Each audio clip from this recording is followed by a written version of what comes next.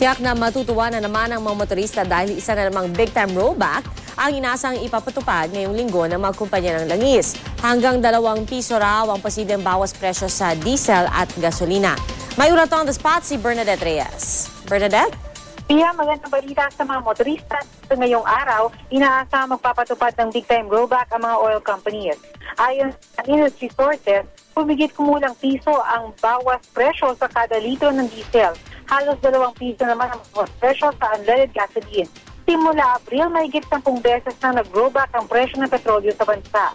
Paliwanag ng Department of Energy, mananatili kasing mahina ang demand kontra sa supply.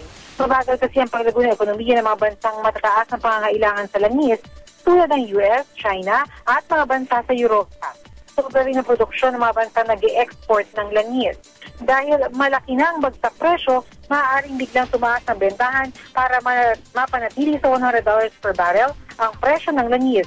Ito ang halagang maganda raw para sa kalakalan ng langis. Kaya payo ni Secretary Jose Rene Almendras, huwag maging maaksaya sa paggamit ng petrolyo. Yan muna ang pinakasariwang balita mula dito sa Makati. Maraming salamat, Bernadette Reyes.